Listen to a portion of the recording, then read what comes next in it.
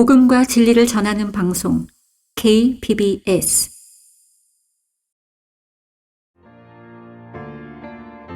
신실한 하나님의 종들의 설교 강단의 거성. 전쟁과 전염병과 기근, 하나님께서 이 땅에 내리시는 3대 재앙입니다. 그중 하나인 최악의 대기근 시대라는 제목으로 박승용 목사가 전하는 설교입니다. 본문은 아모스 8장 11절부터 14절입니다. 설교의 제목은 최악의 대기근의 시대입니다. 최악의 대기근의 시대.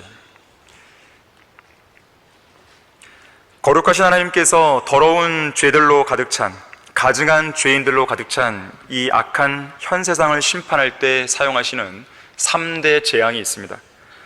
바로 전쟁과 전염병과 기근이에요. 죄의 삭슨 사망이라는 말씀대로 이 세 가지 재앙을 통해 죄인들을 진멸하시고 짐승들을 이 땅에서 끊어버리시는 겁니다. 1년 전 유엔 산하에 있는 세계 식량 계획이라는 그 기구가 있습니다. 그 기구에서 코로나19로 인한 기근 팬데믹을 경고한 적이 있어요. 기근 팬데믹이에요.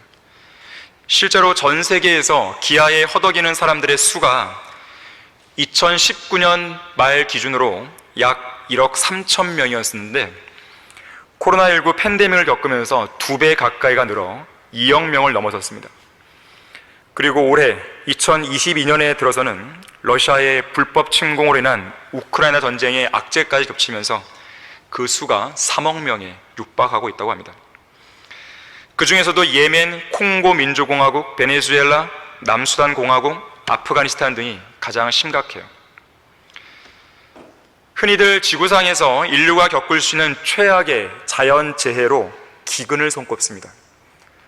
태풍이나 지진 같은데 그렇지 않아요. 기근으로 손꼽습니다. 자, 왜 그러냐면 기아와 영양실조로 인한 이 죽음은 매우 광범위하게 일어납니다. 또한 그것이 진행되는 속도가 상당히 느려요. 또 그 과정이 심히 고통스럽습니다. 태풍은 하루 이틀 딱 지나가 버리잖아요. 물론 그 피해도 심각하지만 며칠간, 몇 주간 계속되는 게 아니잖아요. 하지만 기근은 몇 년까지 갈 수 있는 겁니다. 그 피해가.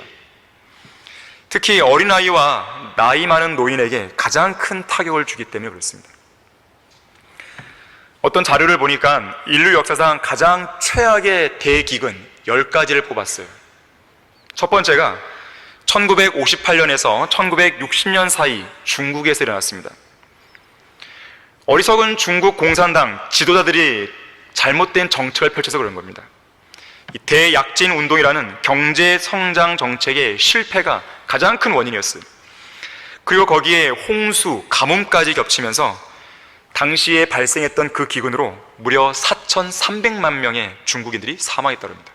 4,300명도 아니고 4,300만 명이에요. 두 번째 최악의 대기근도 중국에서 일어났어요. 역시 중국 동부에서 발생한 대규모 폭풍으로 농작물이 큰 피해를 입으면서 기근이 발생했는데 이 기근 때문에 식량을 얻기 위한 폭동이 일어납니다. 또 그 폭동을 진압하는 과정에서 많은 사람들이 죽었다 그래요. 결국 이 기근으로 사망한 중국인들의 수가 2,500만 명이었습니다. 세 번째 최악의 대기근은 1783년 인도에서 발생했습니다. 당시에는 예년과 다르게 비정상적으로 비가 안 내린 거예요. 너무 적게 내렸어요. 방대한 양의 농작물이 말라 죽었습니다. 상당수의 가축들도 식량과 식수의 부족으로 폐사되었어요.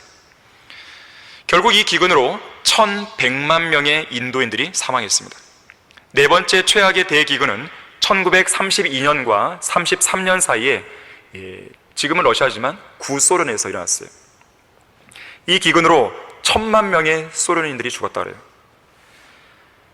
근데 이 기근이 있었다는 것은 1990년대 구소련이 붕괴될 때까지만 해도 공개되지 않았었어요. 철저하게 가린 거죠. 이 끔찍한 기근은 누구 때문에 일어나는 것인가? 스탈린 때문에 일어났어요. 스탈린 때문에. 이 공산주의 독재자, 이 스탈린의 어리석은 집단화 정책 때문에 발생했습니다.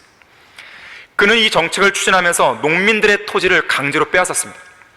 그리고 농민들 중에서 개인적으로 농작물을 숨기고 있는 사실이 발견되면 수색대를 보내서 그 농작물을 빼앗는 게 아니라 아예 농작물을 없애버립니다. 바보 같은 짓이죠. 근데 그 농작물 대부분은 이제 곧 심어야 할 씨앗들이었다 그래요. 씨앗들. 씨앗을 없애버린 겁니다. 수확할 게 이제 없는 거죠. 대규모의 기아가 발생한 거예요. 1,000만 명의 사람들이 죽은 거예요. 다섯 번째 최악의 대기근은 1770년에 일어났는데 인도 서부와 이 방글라데시 일대를 아우르는 이 벵골이라는 지역에서 일어납니다. 당시 이곳을 식민지로 삼은 영국의 동인도 회사가 이 지역의 심각한 가뭄과 작물이 부족한 것에 대한 이 보고가 올라오거든요. 이 보고를 무시해버려요. 그리고 이 지역에 대한 세금을 계속 인상합니다. 세금 인상.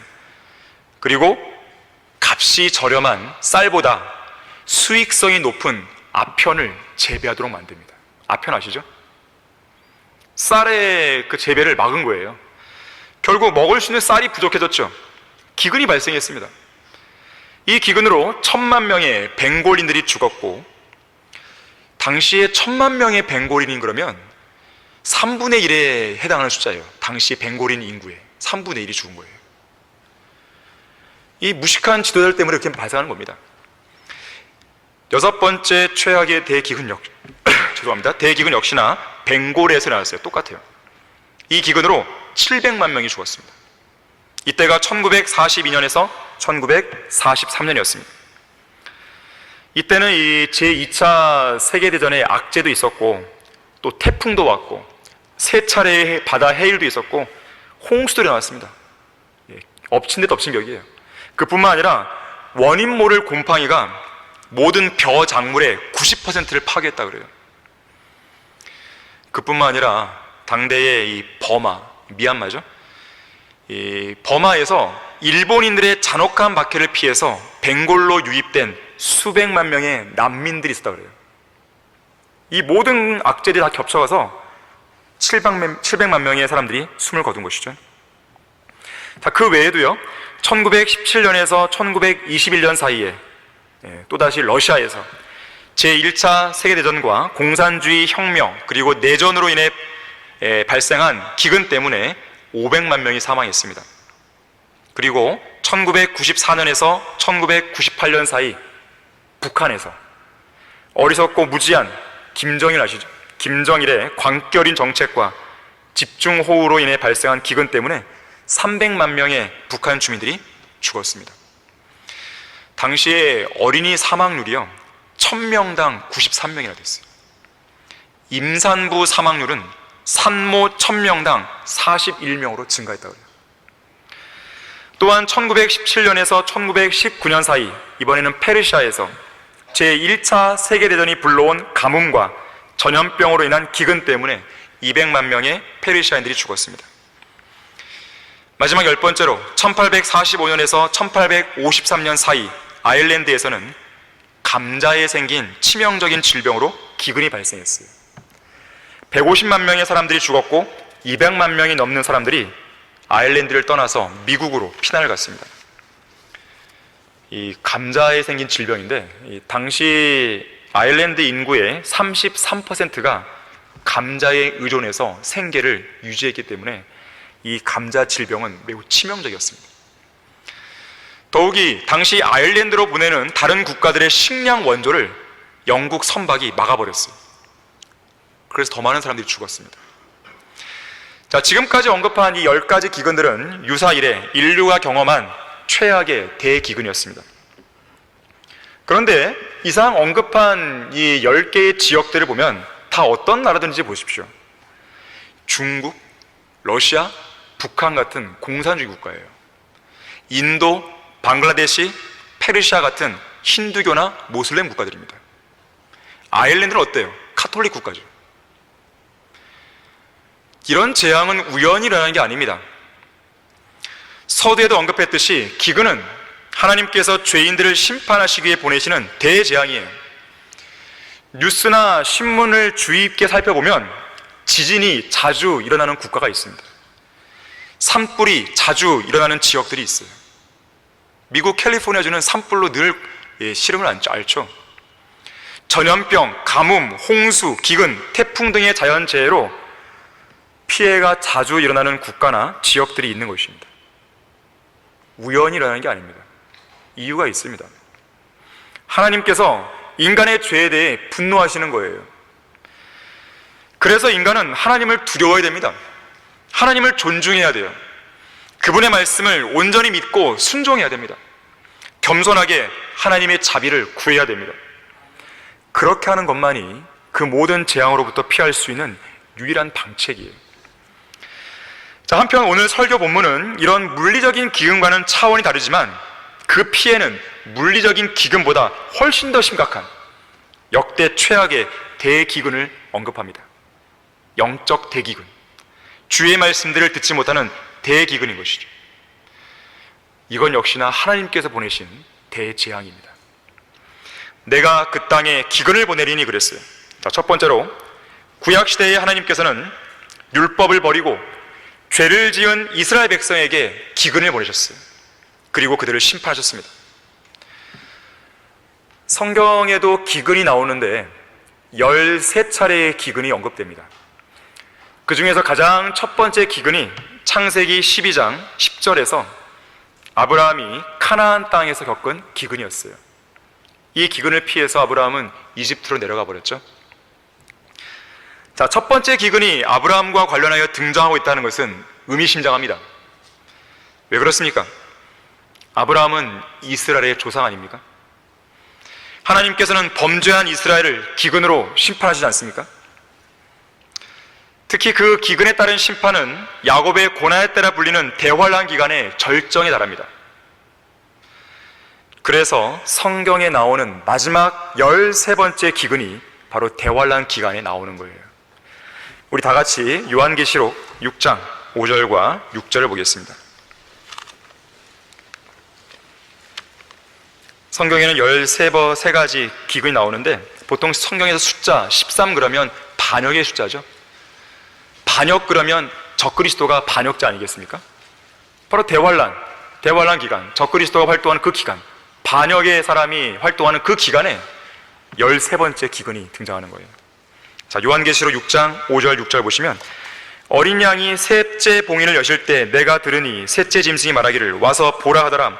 그리하여 내가 보니 보라 검은 말 한 마리가 있는데 그 위에 탄 자가 그의 손에 저울을 가졌더라. 자, 왜 저울을 가졌냐면 식량을 재는 거예요.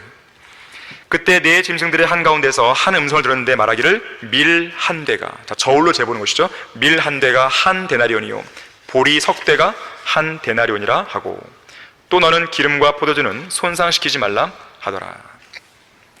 검은 말을 탄 자의 손에 들려있는 이 저울에 무게를 달아서 식량을 공급하는 것입니다. 장차 교회의 휴거 이후에 있을 환란 기간에 극심한 기근이 있을 것을 예고해주고 있습니다. 앞서 언급했던 10가지 최악의 대기근은 그야말로 이 대환란의 기근에 비하면 아무것도 아닌 거예요. 범죄한 이스라엘 백성들에게 임할 극심한 기근에 대해서 하나님께서는 이미 레위기 26장을 통해 경고하신 적이 있어요. 자, 이것을 한번 찾아보겠습니다. 레위기 26장 26절입니다. 하나님께서는 이미 범죄한 이스라엘 백성들에게 내가 너희들을 심판하기 위해 기근을 보낼 것이다 경고하셨어요. 그런데 백성들은 이 경고를 무시했단 말이죠.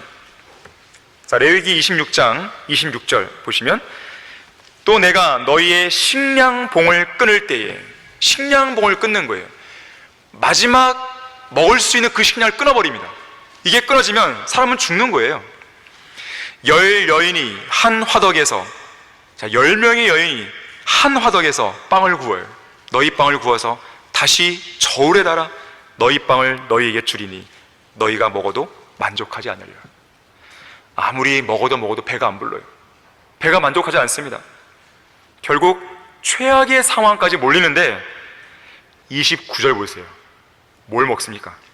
자녀들의 살을 먹습니다. 너희가 너희 아들들의 살을 먹을 것이요 너희 딸들의 살을 먹을 것이라. 끔찍하죠.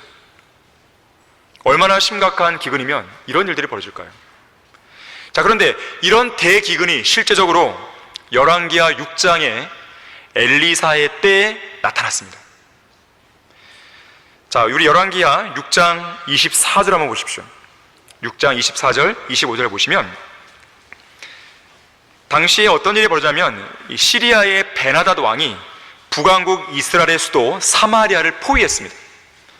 자, 그런데 엎친 데 덮친 격으로 성읍 안에 큰 기근이 들었어요. 자, 열왕기하 6장 24절 보시면 이 일이 있은 후에 시리아의 베나다드 왕이 그의 모든 군대를 모아 올라와서 사마리아를 포위하니라.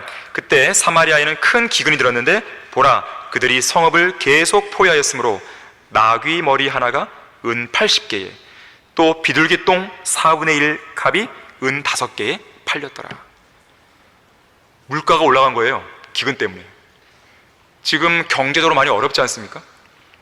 우크라이나 전쟁뿐만 아니라 코로나 여러 가지로 이제 막 금리도 올라가고 물가가 올라가고 어려운 상황이죠.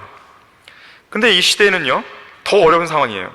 나귀 머리 하나가요, 은 80개 팔립니다. 비둘기 똥 4분의 1 값이 은 5개에 팔려요. 비둘기 똥? 어디에 썼을까요? 아마도 비료에 썼을 겁니다. 비료. 쉽게 말해서 비료 4분의 1 값, 대략 0.5리터예요. 1리터도 안 됩니다. 0.5리터. 이 0.5리터가 은 5개가 되어요. 은 5개에 팔렸습니다. 은 5개 그러면 좀 가늠이 잘 안 되죠. 출애굽기 21장 32절에 의하면 성인 노예의 몸값이 얼마인지 아십니까? 은 30개입니다. 한 사람의 몸값이 30개예요. 근데 나귀 머리 하나가 80개예요. 나귀 머리가.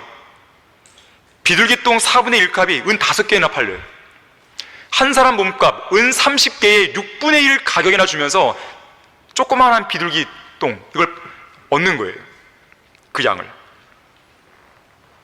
그뿐만 아니라 기근이 너무 극심하다 보니까 먹을 게 없어서 어떤 여인들은 자기 아들을 삶아 먹어요. 저기 이어지는 26절 보세요. 이스라엘 왕이 성벽 위로 지나갈 때 한 여인이 왕을 향해 부르짖어 말하기를 오 내 주 왕이여 도우소서 하자. 왕이 말하기를 주께서 너를 돕지 않으신데 내가 어찌 너를 돕겠느냐? 타작 마당에 돕겠느냐? 포도즙 틀에서 돕겠느냐 하고 또 왕이 그녀에게 말하기를 너를 괴롭히는 것이 무엇이냐 하니 그녀가 대답하기를 이 여인이 내게 말하기를 내 아들을 내놓으라. 오늘은 우리가 그를 먹고 내일은 내 아들을 먹으리라 하기에 우리가 내 아들을 삶아 먹고 다음 날 내가 그녀에게 말하기를 내 아들을 내놓으라. 우리가 그를 먹으리라 하니 그녀가 자기 아들을 숨겼나이다 하더라. 왕이 그 여인의 말을 듣자 자기 옷을 찢었으며 그가 성벽 위를 지나갈 때 백성이 보니 보라 그가 그의 속살에 굵은 베옷을 입었더라. 비참한 상황이죠. 비참한 상황입니다. 이런 대기근 속에서 하나님께서 자비를 베풀지 않으시고 도와주지 않으시면 무기력한 인간은 그야말로 아무것도 할 수가 없어요. 태풍, 지진, 기근, 홍수 등의 그 모든 자연재해가 하나님과 무관하게 일어난다고 생각하는 것만큼 어리석은 생각도 없습니다. 바람을 인간이 통제할 수 있습니까? 물을 인간이 통제할 수 있습니까? 불을 인간이 통제할 수 있습니까? 태풍이 오거나 홍수가 나거나 산불이 나면 인간은 방법이 없어요. 태풍, 피해를 최소화하는 가운데 빨리 지나가기를 원하는 겁니다. 그것밖에 없어요. 산불 나면 어때요? 하늘에서 비가 왔으면 좋겠다 이러잖아요. 방법이 없습니다. 산에 불이 나면 그 확산되는 속도를 인간이 따라잡을 수가 없어요. 홍수가 나보세요. 물 폭탄이 떨어져 보여요. 방법이 없습니다. 우리나라 역사상 가장 많은 비를 뿌렸던 태풍이 여러분 기억하시겠지만 2002년에 루사 태풍이에요. 그리고 가장 강한 바람을 일으켰던 태풍이 2003년 있었던 매미 태풍이에요. 2002년, 2003년 연속으로 왔었습니다. 한 번은 비를 뿌렸고 한 번은 강한 바람을 일으켰어요. 그때 바람이 초속 55m 이상이에요. 이번에는 이걸 둘을 합치다 그래요. 루사와 매미를 합친 태풍입니다. 역대급이라고 그래요. 하나님께서 자비를 베풀지 않으면 어렵게 되어 있습니다. 우리가 왜 하나님을 두려워하고 왜 하나님을 신뢰하고 왜 하나님께 기도해야 됩니까? 인간이 할 수 있는 게 뭐가 많다고 생각하십니까? 그렇지 않습니다. 자, 한편 전무후무한 대환란 기간에 가게 되면 앞서 요한계시록 6장에서 읽었듯이 사람들은 그보다 더 극심한 상황에 직면합니다.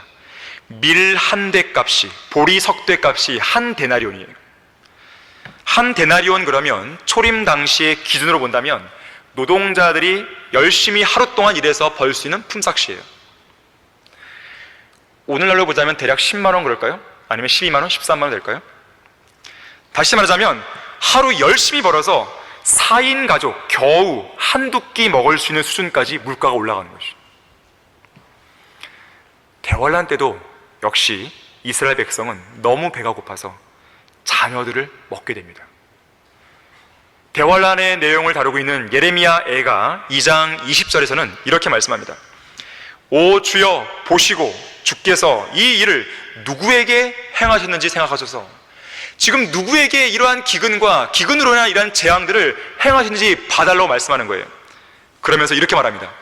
여인들이 자신의 열매와 한 뼘 되는 자녀를 먹으리까? 그랬어요. 무시무시한 일이 벌어지는 겁니다.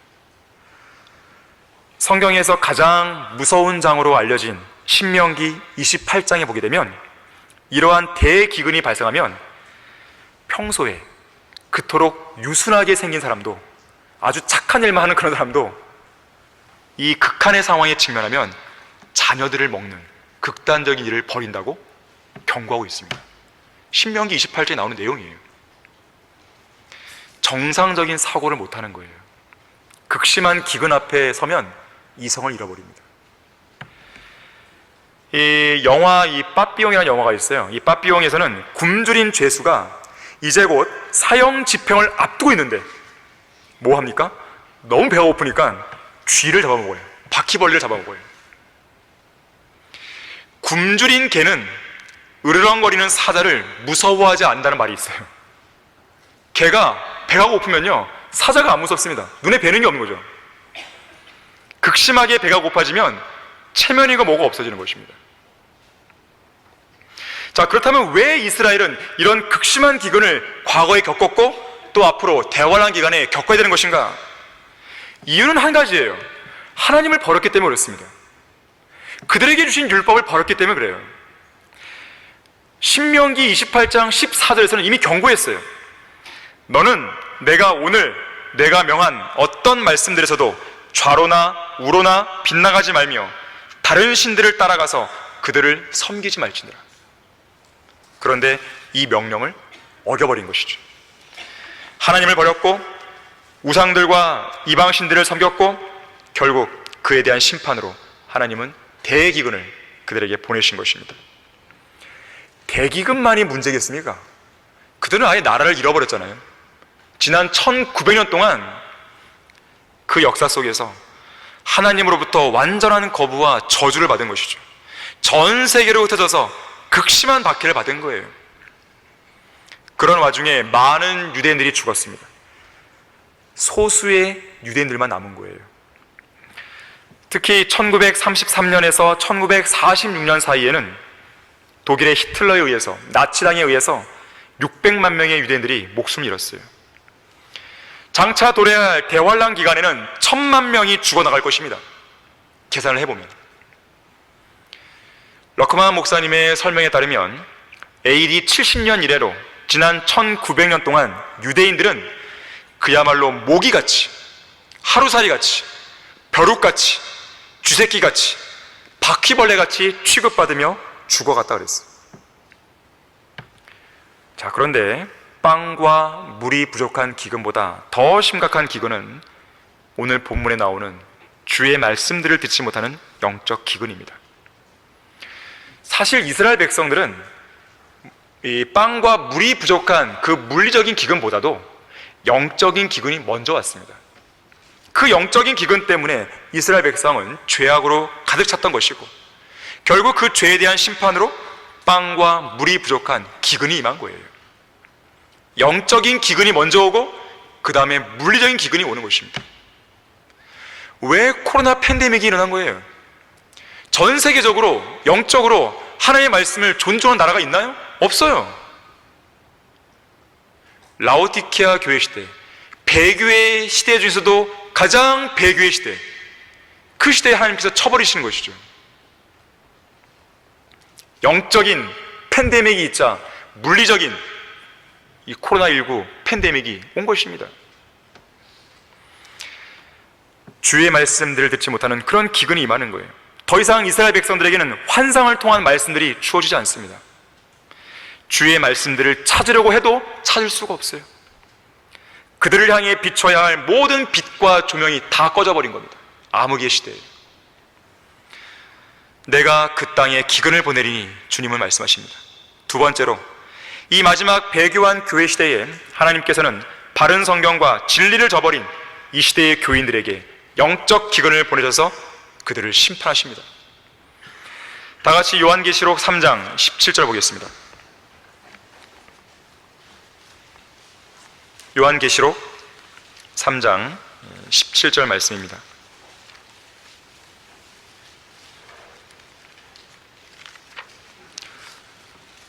내가 말하기를 나는 부자며 부요하고 아무것도 부족한 것이 없다고 하지만 너는 비참하고 가련하며 가난하고 눈멀고 헐벗은 것을 알지 못하노라. 차라리 안다면 무언가 여기에서 헤어나올 수 있는 방법이 있을 텐데 아예 그것도 모르는 거예요. 이 마지막 배교한 교회 시대는 2000년 교회 시대 중에서 가장 비참한 시대입니다. 우리가 살고 있는 시대예요. 가장 가련한 시대예요. 가장 가난한 시대예요. 가장 눈먼 시대예요. 가장 헐벗은 시대입니다. 가장 영적 대기근이 극심한 시대입니다. 최악이에요. 누가 이런 영적 기근을 초래했습니까? 성경을 변개시킨 사람들이에요. 가장 큰 책임이 있습니다. 성경을 변개시킨 목사들입니다. 변개된 성경들을 쓰는 목사들이에요.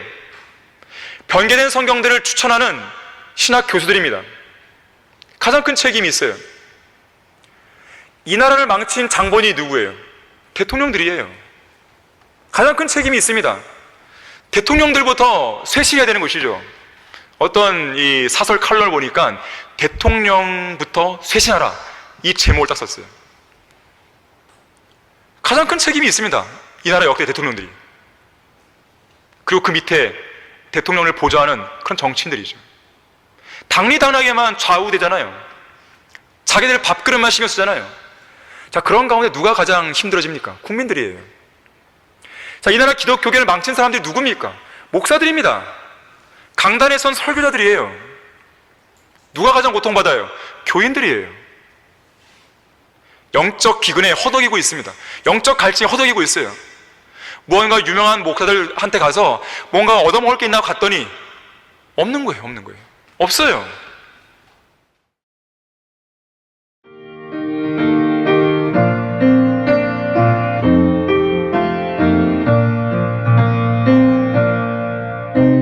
복음과 진리를 전하는 방송 KBS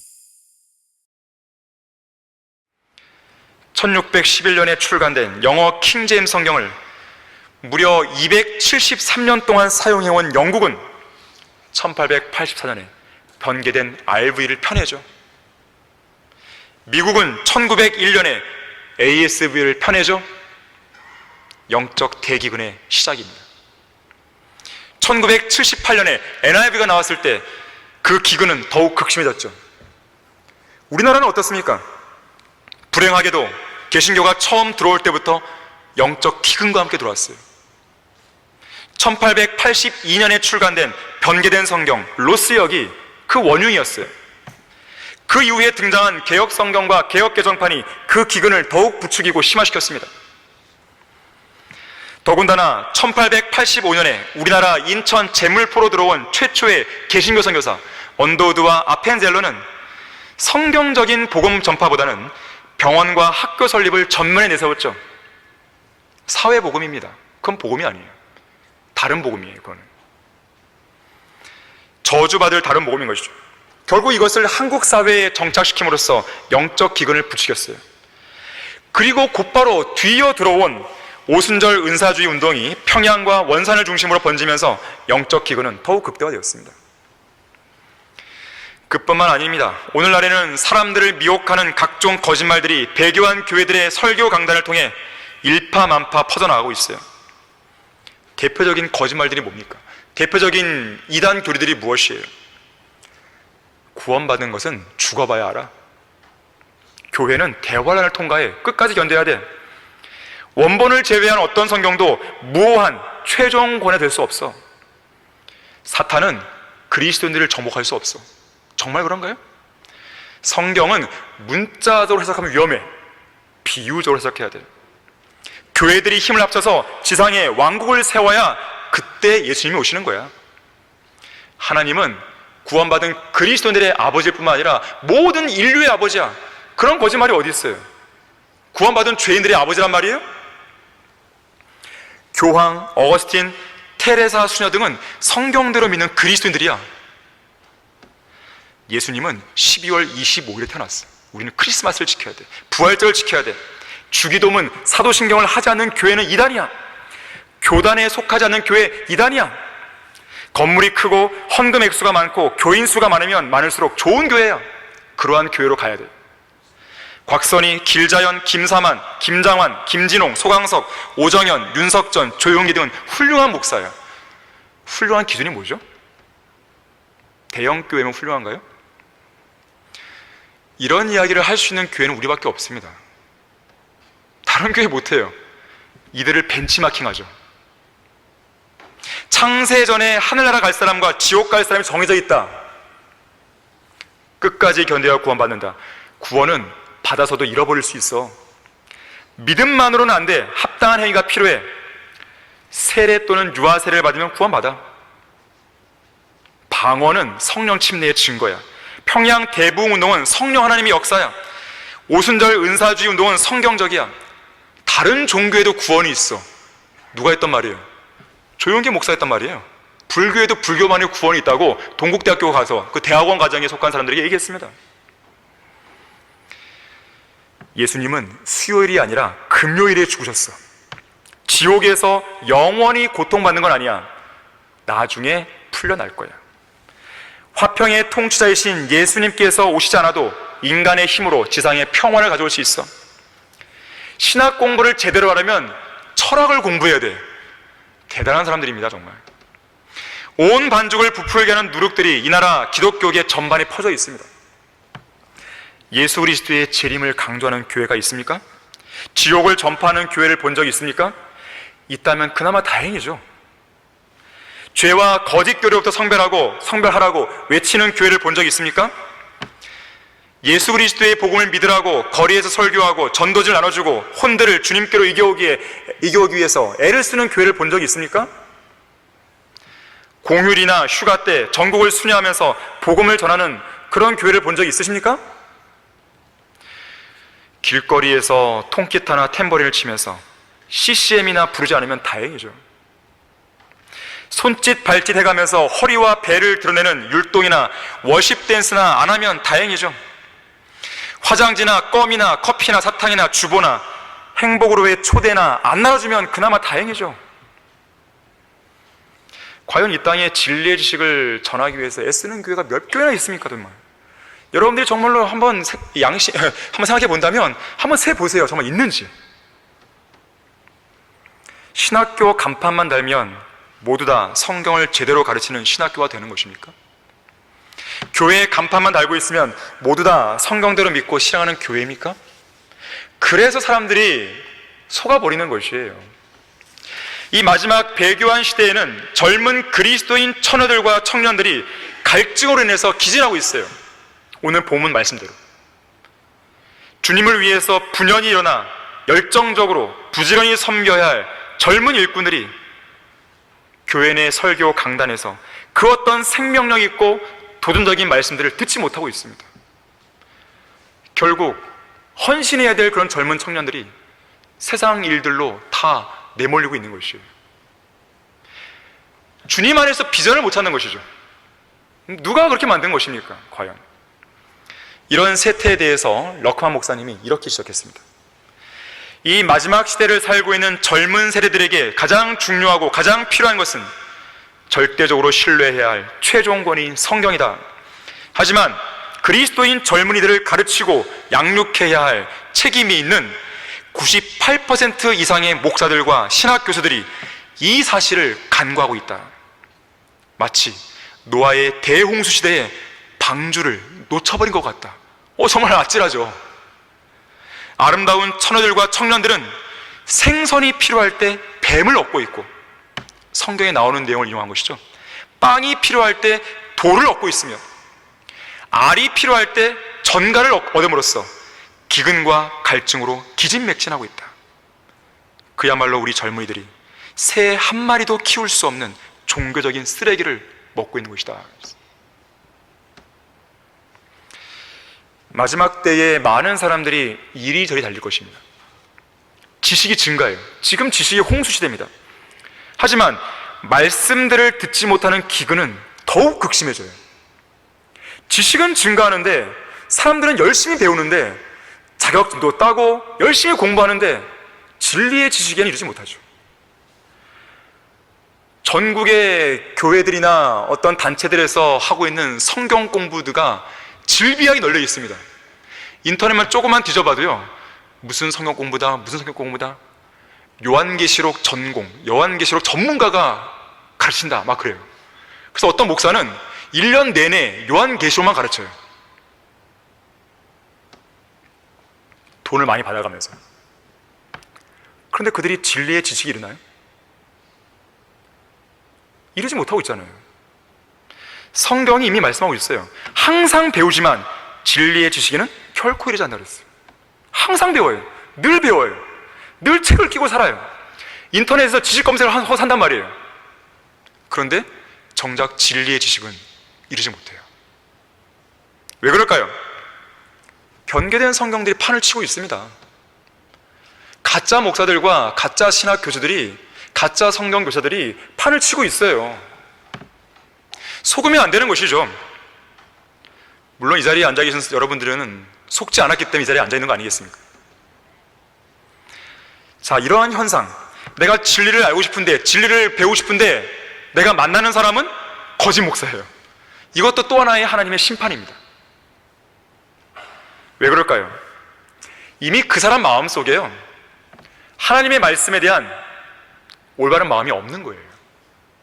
그래서 그들은 공부를 하러 다니지만 늘상 만나는 것은 엉뚱한, 이상한 것들을 만나는 것이죠.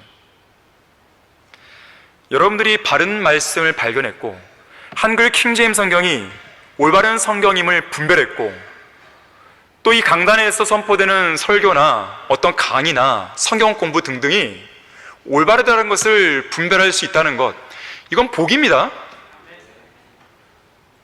여러분이 그런 어떤 하나님의 복을 이렇게 간과하시면 안 돼요.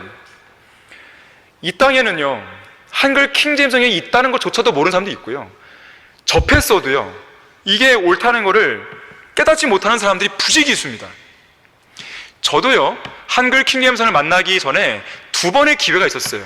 한 번은 대학교에서, 한 번은 이 어떤 모임에서 한글 킹제임스 성경을 접했었어요. 하지만 그때는 제가 성별하지 못했어요. 군대에서야 비로소 저는 바른 성경을 알았죠. 깨닫게 된 것이죠. 그리고 성별했죠. 이런 기회들이 그냥 주어지는 게 아니라는 걸 말씀드리는 것입니다. 이것이 여러분들이 특권이라고 생각한다면, 정말 나에게 주신 복이라고 생각한다면 이 기회를 잘 살리셔야 돼요. 정말 더 열심히 성경을 읽고 더 공부하고 내가 주님을 위해서 무언가 하나라도 내가 헌신하게 노력을 하는 거예요. 여러분이 바른 성경을 찾았다는 것에 대해서 감사하십시오. 내 백성이 지식의 부족으로 멸망하는도다 그랬어요. 호세아 4장 6절에서 지식의 부족으로 멸망해요. 왜 지식이 부족한가 봤더니 내가 지식을 거부하였으므로 나도 또한 너를 거부하리니 내가 나에게 제사장이 되지 못하리라. 내가 내 하나님의 율법을 잊었으니 나도 또한 내 자녀를 잊어버리리라. 율법의 말씀을 잊어버린 거예요. 그 지식을 거부한 겁니다. 거부하자 지식이 부족하게 됐어요. 부족하자 영적 기근이 찾아온 것이죠. 영적 기근이 오자 물리적인 기근이 왔고 아예 나라가 멸망해버린 것입니다. 수순이에요. 내가 그 땅에 기근을 보내리니 주님은 경고하십니다. 마지막 3번째로 이 시대에 설교 강단을 지키지 못한 배교한 목사들에게 이 영적 기근에 책임이 있는 것입니다. 하나님은 반드시 그들에게 책임을 물으실 것이에요. 기근이 극심한 이 마지막 시대에는 사람들이 이리저리 달려도 주의 말씀을 찾을 수 없어요. 오늘 본문 말씀에 의하면 바다에서 바다까지, 우리로 본다면 서해에서 동해까지, 서해에서 남해까지, 북쪽에서 동쪽까지 주의 말씀을 찾으려고 이리저리 달려도 찾지 못합니다. 우리나라 교회들 보세요. 교회에 들어가면 진리의 지식을 찾을 수 있습니까? 그래서 우리가 아무 교회나 가지 말라고 경고하는 거예요. 구원은 받았는데 아무 교회나 가보세요. 끝나버리는 것이죠. 교회들의 개수가 치킨집 개수 수예요. 8만 개라요. 8만 개. 뭐가 그렇게 많아요? 뭐 치킨집 할 거예요? 이렇게 많을 이유가 없습니다. 교회가. 제가 언젠가 말씀드렸지만 우리나라에는요 30개의 성경대로 믿는 지역교회가 있어도 우리나라를 다 커버할 수 있어요. 더 많게 잡으면 50개 정도, 30개에서 50개만 있으면 우리나라 전역을 복음화시킬 수 있는 기회가 주어지는 것이에요. 그래서 여러분들에게 제가 기도를 요청하는 겁니다. 30개의 지역교회가 세워져야 돼요. 자, 1960년 이래로 잘 살아보세라는 정치 철학과 맞물려서 한국 교회가 가장 중요하게 관심을 둔 것은 교회 성장이었습니다. 성장 지상주의. 이 가치 속에서 교인 수를 늘리고 헌금 액수를 늘리고 교회의 부지를 늘리고 건물을 더 많이 짓고 차량 등의 규모를 키우고 몸집을 비대하게 부풀리는 것이에요. 그런 세월이 벌써 반세기를 훌쩍 넘은 것입니다. 바로 이 일을 위해서 어떤 목사는 기도만 하면 무조건 복받고 병도 나을 수 있다고 사람들을 속였습니다. 또 어떤 목사는 성경에도 없는 제자 훈련이나 경배와 찬양으로 속였어요. 어떤 목사는 귀신론과 신유 집회, 오중 복음과 삼중 축복, 긍정적인 사고방식과 같은 마귀의 교리들로 속였어요. 어떤 목사는 샤머니즘적인 새벽 예배와 금요 철야 기도회로 사람들을 속였습니다. 각 교회들은 자기 나름의 목회 색깔을 내세워서 교인들을 끌어모은 거예요. 결국 이들은 성장이라는 패러다임에 갇혀서 정작 교회가 해야 할 중요한 임무들은 다 뒷전에 둔 것이죠. 복음 전파를 안 한 것입니다. 성경적 기독교의 본질적인 가치들을 헌신짝처럼 내던져 버린 것입니다. 설교 강단이 죽었어요. 세계 전역에서 하나님의 말씀을 멸시하는 풍조가 크게 달하고 있습니다. 그 결과 지금 이들 대형교회 목사들은 다 어떻게 됐습니까? 잘하고 있습니까? 일부는 죽었고요, 일부는 병들었고, 일부는 성추행에 휘말렸고, 일부는 100억 원 이상의 배임 및 횡령 의혹을 받았고, 세습 문제로 빠져들었고, 논문 표절, 교회 건물의 불법 도로 점령, 추한 민낯을 드러내는 목사들로 가득 차게 된 것이죠. 육신의 정욕과 안목의 정욕과 생의 자랑으로 대별되는 돈, 음행, 명예 앞에 이들 목사들이 다 무너진 것입니다. 사실 대형교회 목사들의 극심한 몰락은 이미 예고되어 있었어요. 성경은 이렇게 경고합니다. 나의 이 말들을 듣고 행하지 않는 자는 누구나 자기 집을 모래 위에 지은 어리석은 사람과 같으리니 비가 내리고 홍수가 나며 바람이 불어 그 집에 들이치면 무너지되 그 무너짐이 극심하리라 그랬습니다. 하나님의 부르심을 받지 않은 사람들입니다. 설령 부르심을 받았다 하더라도 그 부르심에서 이탈을 한 것이죠. 바른 성경이 없어요. 구원받은 간증을 제대로 할 수 있는 목사도요 손에 꼽습니다.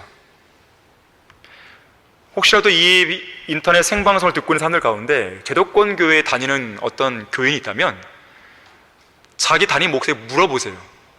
목사님, 어떻게 구원받았습니까? 물어보세요. 구원받은 간증도 제대로 없고 바른 성경도 없고 성경적으로 설교할 수도 가르칠 수도 없는 무자격자들이 강단을 차지하고 있습니다. 저주받을 이단 교리들과 비성경적인 실행들이 양산되고 있어요.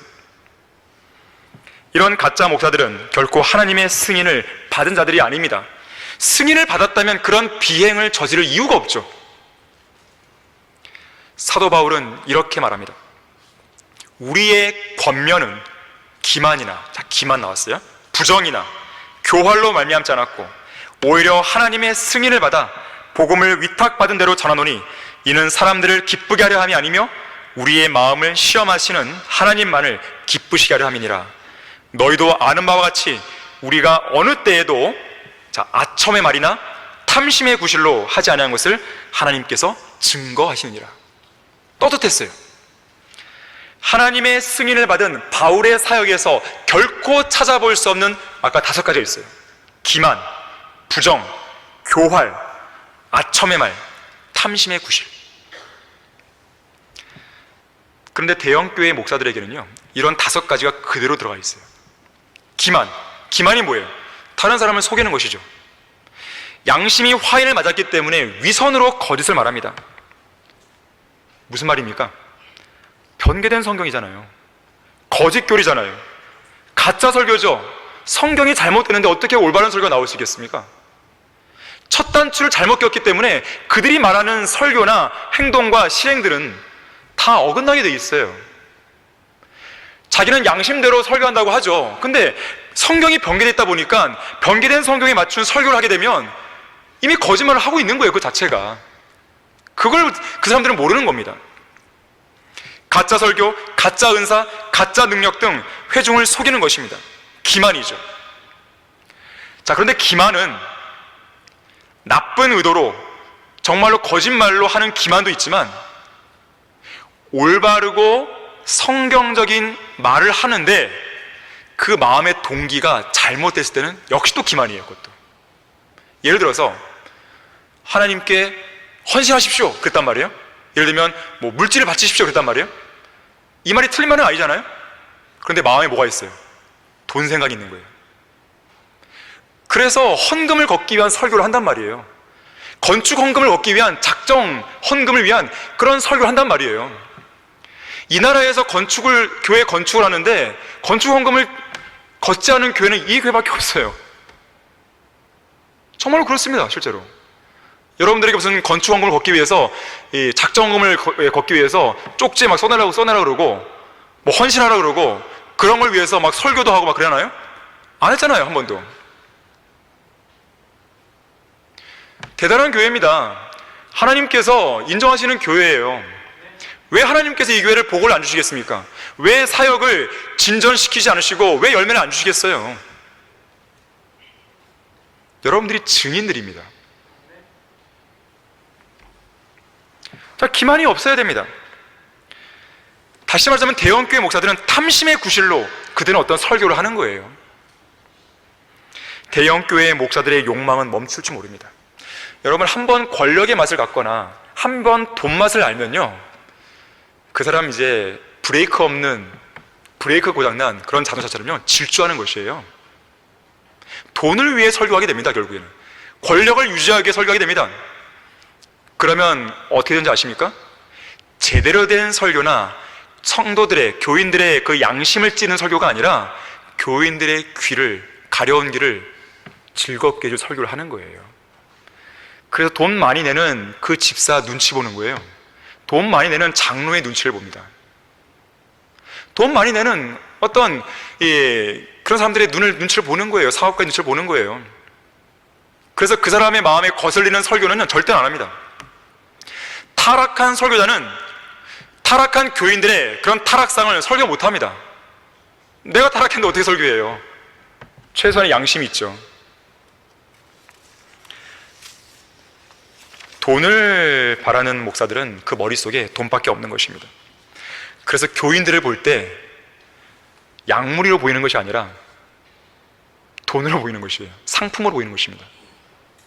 짜는 족족 우유가 나오는 젖소들로 보는 것이에요. 그냥 그것이 과거의 로마 카톨릭의 모습이었습니다. 면죄부를 팔잖아요. 이 면죄부를. 여러분, 아까 제가 말씀드린 뭐 새벽 예배나 이 금요 철야 기도라든지 또 은사주의들이 자주 하는 그런 거라든지 이런 것들이 하나의 상품이에요. 따지고 보면 어떤 상품이에요? 교인들을 끌어모으기 위한 것입니다. 새벽 기도 그러면 어디가 유명합니까? 명성교회 아니에요. 특별새도교, 특별새벽기도. 사람들 끌어모으는 겁니다. 예배도 보세요. 1부 예배, 2부 예배, 3부 예배, 4부 예배, 6부 예배까지 있어요. 왜 그런지 아십니까?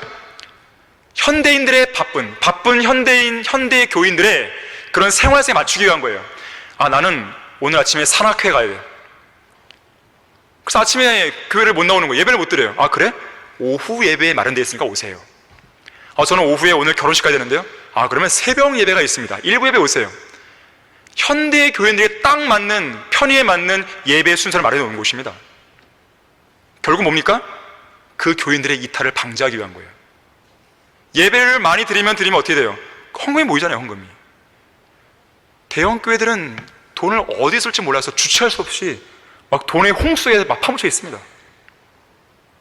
그러니까 쓸데없는 일에 돈을 쓰는 거예요. 하나님의 사역이 아닌데. 모래 위에 높이 쌓인 아성이 무너질 때 그 무너짐은 한순간이고 매우 극심합니다. 아무리 세상 사람들로부터 높이 추앙받는 위치에 있다 하더라도 가장 낮은 지옥까지 떨어진다는 것을 기억해야 돼요. 결론을 맺겠습니다. 이런 교회들로는 희망이 없습니다.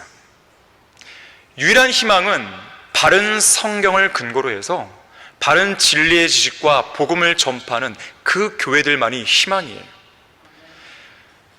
우리와 교제는 하지 않지만 우리 성경을 쓰고 있고 또 복음과 진리의 지식을 공부하고 있고 그렇게 전파하려고 애쓰는 소수의 교회들이 있다는 거 저는 압니다. 그런 교회들이 더 늘어나야 돼요. 그런 교회가 장로교회라면 굳이 우리처럼 침례교 될 필요 없습니다. 바른 성경을 쓰는 장로교 하세요. 그냥 어떤 감리교가 있습니까? 굳이 침례교 될 필요 없습니다. 바른 성경을 쓰고 복음을 전파하는 그냥 감리교 하세요. 굳이 우리 교회 자기 교회 다 포기하고 우리 교회 올 필요 없어요. 그 교회에서 바른 성경을 쓰고 하면 됩니다. 그런 교회들이 늘어나야 됩니다. 이 땅에는 하나님께서는 이 최악의 대기근의 시대에 그분의 말씀인 성경의 권위를 존중하는 사람들을 찾고 계세요. 몇 가지 성경 구절들을 읽어드릴게요. 나를 존중하는 자들을 내가 존중하고 나를 멸시하는 자들을 내가 소홀히 여기리라. 사무엘상 2장 30절이에요. 주를 찬양함과 주를 존중함이 종일 내 입에 가득하게 하소서. 시편 71편 8절이에요. 내가 주의 모든 계명들을 존중할 때 수치를 당하지 아니하리이다. 시편 119편 6절 말씀입니다. 나를 붙드소서. 그리하면 내가 안전할 것이요 또 내가 주의 규례들을 끊임없이 존중하리이다. 시편 119편 117절입니다. 내가 주의 법규들을 묵상하며 주의 길들을 존중하리이다. 시편 119편 15절 말씀입니다. 잠언 29장 18절에서는 환상이 없는 곳에서는 백성이 망하나 율법을 지키는 자는 행복하니라 그랬어요. 말씀을 지키는 자는 행복한 거예요. 영적 대기근의 시대에 말씀을 존중할 줄 알고 말씀을 신뢰하는 성도들은요, 이 기근을 맛보지 않는 거예요. 영적 대기근 한가운데서도 풍요로운 말씀을 맛볼 수 있는 것입니다. 풍요로운 꼴을 맛볼 수 있는 것이에요. 바로 이러한 것이 하나님께서 우리 성경대로 믿는 그리스도인들에게 주어진 복이라는 것을 항상 기억했으면 좋겠습니다. 이상 강단의 거성을 마치겠습니다.